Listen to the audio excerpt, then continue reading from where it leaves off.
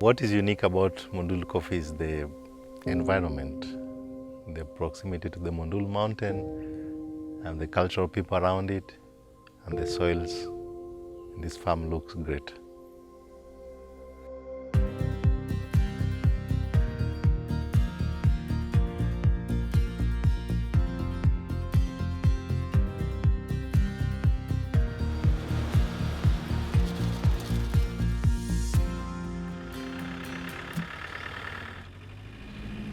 Mondul Coffee Estates is located on the slopes of Monduli. Right now we're about 23 kilometers away from the city of Arusha. The full size of the estate is 511 hectares, and currently we have 230 hectares under coffee.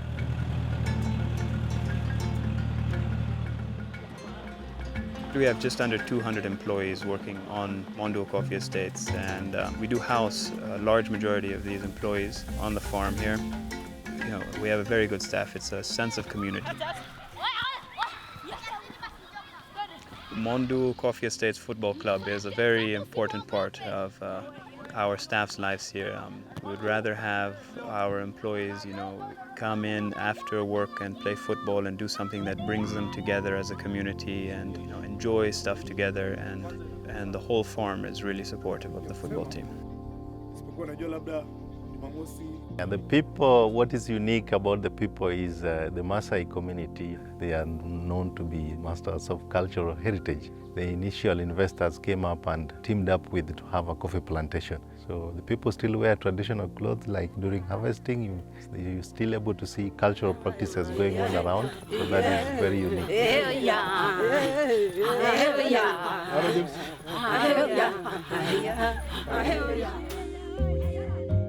Coffee is very labor intensive. There's a lot of work that comes into the one cup of coffee that you have in your morning, and I think a lot of people forget about actually how much work is involved with one cup of coffee here, and the process that coffee bean has gone through from the beginning to the final stages there. We basically start from the seed of coffee, or the Arabica, and we put this seed in the nursery in the warm period. It takes 30-45 days to germinate, and then it continues to establish a seedlings in the nursery for another 8 months. So we basically spend about 10 to 11 months in the nursery producing a seedlings before we plant it out in the field. And once we plant it out in the field, it takes another 3 years for the tree to reach mature stage. Once mature, we can keep the tree as long as possible, as long as our lifetime. Some of the trees we have in the field are older than all of us. The coffee, after the trees mature, we have a flowering season. From a flowering season, there is a fruit development. It's beginning to fill. It's beginning to show what is inside, taking shape. From fruit development, there is maturity of fruit and harvesting. From harvesting, again, it goes back to start another season.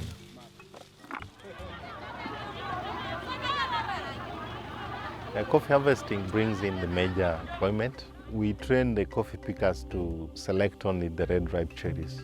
With the tradition here, they call it the color of the old man's blood. It's not light red, it is deep red. That means it's fully ripe. And when you squeeze, the juice comes out. That shows the sugar levels are right.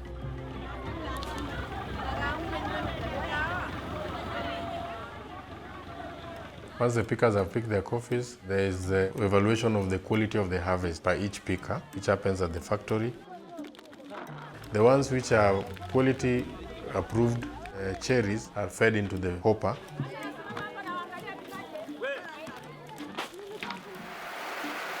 From the hopper, they move into gravity separator, which separates the fruits, the red ripe cherries, in terms of density and also size.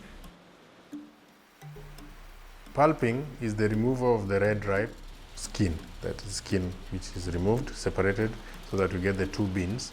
After that, coffee is fed into the fermentation tank.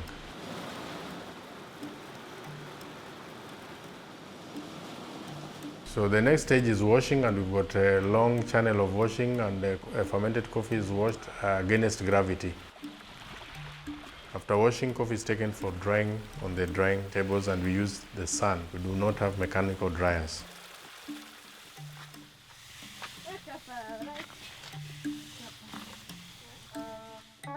As we proceed on with drying, there's also improvement on quality by removing the defective beans that are visual to the workers on the drying area. We slow down drying by bulking the coffees, and it should not dry less than 15 days. After drying, samples are drawn from each day lot, mixed in a bucket, and 1 kilo is delivered for evaluation at the quality control.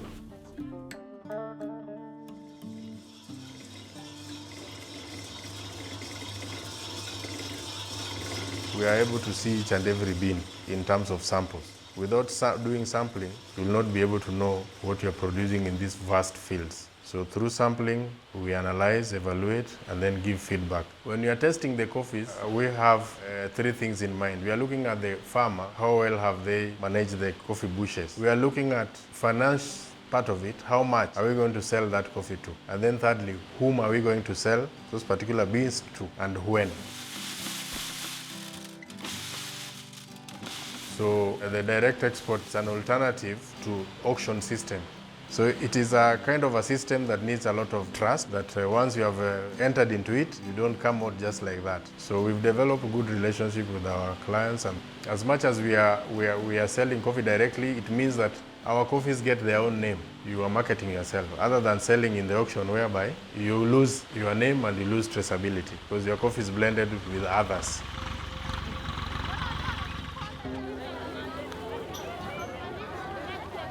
Our vision is to become a model specialty coffee farm in Africa. We want to be at the forefront of the agronomy behind coffee and the processing behind coffee to produce the best cup that we can.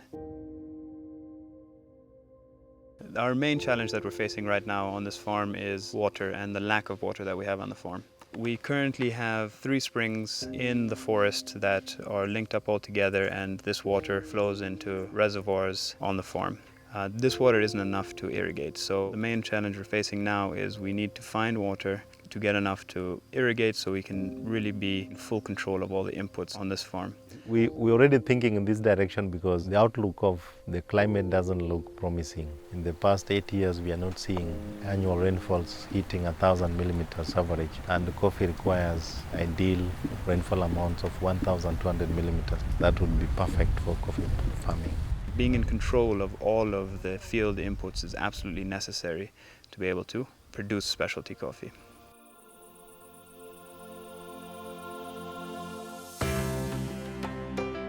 You have a feeling you don't want to let the people who drink coffee down. You want to give them the best of what you can see. That has been the passion of the coffee grower. You don't want your beans to be damaged by pests. You don't want your tree to be damaged or to look bad. And you want to end up with the good beans, and you want to sell the good beans. That is the tradition of coffee. And we go all the extent to get there.